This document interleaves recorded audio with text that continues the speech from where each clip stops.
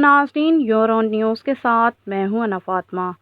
IMF package کی سخت شرائط کے بوجھ تلے دبی پاکستانی قوم کے لیے وفاقی وزیر خزانہ سینیٹر اسحاق ڈار کی یہ یقین دہانی یکگونا اطمینان کا باعث ہے کہ زراعت اور تعمیرات پر کوئی نیا ٹیکس نہیں لگایا گیا ہے اور نہ مستقبل میں ایسا کیا جائے گا۔ اس ضمن میں گردش کرنے والی افواہوں کی تردید کرتے ہوئے انہوں نے یہ واضح کیا ہے کہ IMF سے ہونے والے معاہدے میں ایسی کوئی شرائط شامل نہیں۔ وزیر خزانہ نے یہ صراحت موجودہ حکومت کی آئینی مدت ختم ہونے سے تقریباً 2.5 ہفتے پہلے قومی اسمبلی کے اجلاس میں اپنی پالیسی بیان میں کہا ہے۔ اسٹینڈ بائی بندوبست کے تحت IMF کے ساتھ ہونے والے $3 ارب کے معاہدے کی دستاویز قومی اسمبلی میں پیش کرتے ہوئے وزیر خزانہ نے اچھے وقتوں کی آمد کی امید کا اظہار کرتے ہوئے کہا ہے کہ ہمیں جتنی تکلیف کاٹنی تھی کاٹ چکے ہیں۔ حکومت نے IMF کے مطلوب پیشگی اقدامات کی تکمیل کر دی ہے۔ اب ہمیں سیاست کو ایک طرف رکھ کر مساق معیشت کرنا ہوگا۔ پالیسیوں میں تسلسل برقرار رہا تو 2 سال میں مہنگائی 7% تک کم ہو جائے گی۔ عالمی مالیاتی ادارے کے شرائط کے تحت مجموعی طور پر 3 کھرب روپے کی مالیاتی ایڈجسٹمنٹ کی تفصیل پیش کرتے ہوئے انہوں نے بتایا کہ اس مقصد کے لیے 215 ارب روپے کے ٹیکس اور 85 ارب روپے کے بقدر اخراجات میں کمی کی گئی ہے، جس کے بعد مزید کسی ٹیکس کا نفاذ IMF کو مطلوب نہیں۔ وزیر خزانہ نے یہ اہم انکشافات بھی کیے ہیں کہ مالیاتی ادارے کا اصل مطلوبہ اس سے 3 گنا زیادہ تھا،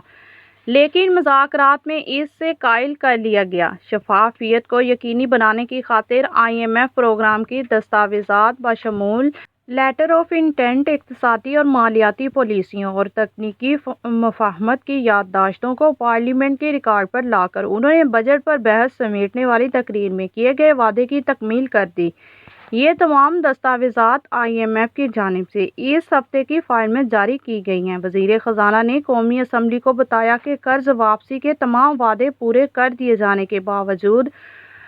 ملک میں زر مبادلہ کے ذخائر 14.2 ارب تک پہنچ چکے ہیں۔ زر مبادلہ کا یہ حجم گزشتہ سال اکتوبر کے مہینے کے بعد سب سے زیادہ اور تقریباً اسی سطح پر ہے جس پر 14 ماہ پہلے موجودہ اتحادی حکومت کے اقتدار سنبھالنے کے وقت تھا،